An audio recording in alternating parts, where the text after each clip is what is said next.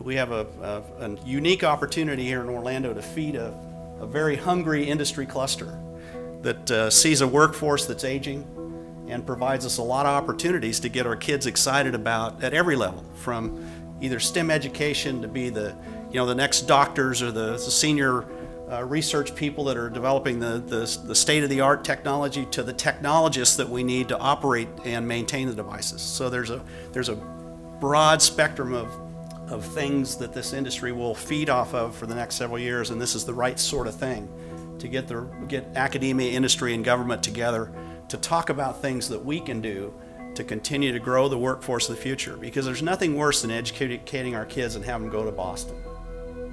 You're kidding me. Go to Washington, D.C. Why not stay in Orlando and work in the simulation industry? So that's what it's all about.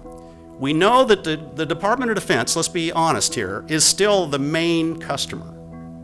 90+% of all the work that member companies of the National Center for Simulation is dedicated towards solving the requirements for the military. But there are emerging opportunities in a number of other areas of the economy that we just can't dismiss. Such things as medical simulation. The way we train doctors and nurses and anesthesiologists, the paradigm used to train me as a fighter pilot can be applied directly. It's a mixture of educational training, ground training, simulation, and then real access to patients. The way we train, the way we educate is changing. Kids today want to be immersed. They want to be having so much fun that they don't realize they're learning. So opportunities with even the smallest of devices that are more powerful than the first mainframe that was ever developed. It's this device right here. But the mix between computer-based training, classroom training, distance learning, the Navy is hard at work today developing intelligent tutoring. As you immerse a trainee into an environment, it watches how the trainee responds to the learning environment and then adapts itself to the strengths of the student. So if you know what they're good at and you can leverage that, you can change the way they're educated and trained. And adaptive tutoring is starting to do that. But transportation, how do we predict traffic flows? How do we make things move smoother? Transportation simulation is a big opportunity. Homeland security, how do we train first responders for an earthquake or another natural disaster? Digital media, entertainment, serious games. We wouldn't even talk about those three things in a discussion about simulation several years ago. And today, every one of the services are leveraging the power of game engines to develop an immersive training and educational tool for an individual or groups of individuals.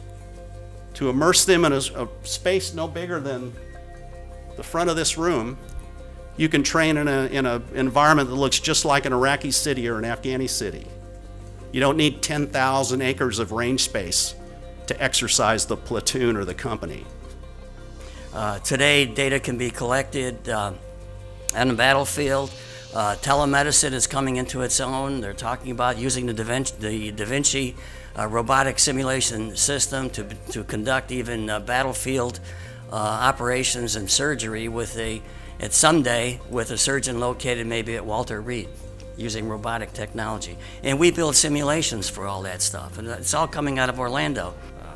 So given that as the backdrop of all this technology that's being developed here, how are we going to handle this monster, if you will? How are we going to feed this with people that have the skill sets that can be productive? Well, that industry has to be fed.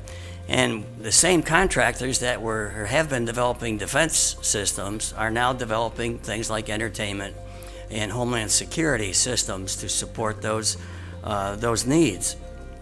If you go out to Disney and you get into some of the rides, and my favorite is Soarin', actually over at Epcot. I just can't get enough of that. It's really great.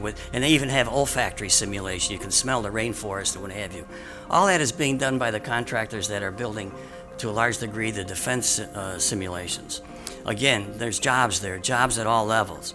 And really, in talking about today, what this summit is, the goal of today, we have to think about what it is we're trying to accomplish in the community. I know that from Orange County Public Schools' perspective, we'd like to leverage the modeling, simulation, and training industry through the education of our students in Orange County. Basically find ways to create a stronger pipeline of jobs to this market, fill in that skills gap, and by bringing education, community, industry together, great things can happen. I know our senior director, Dr. Armbruster, always believes in sharing opinions and collaboration. I actually had a quote I thought I could read today to kind of set the day off.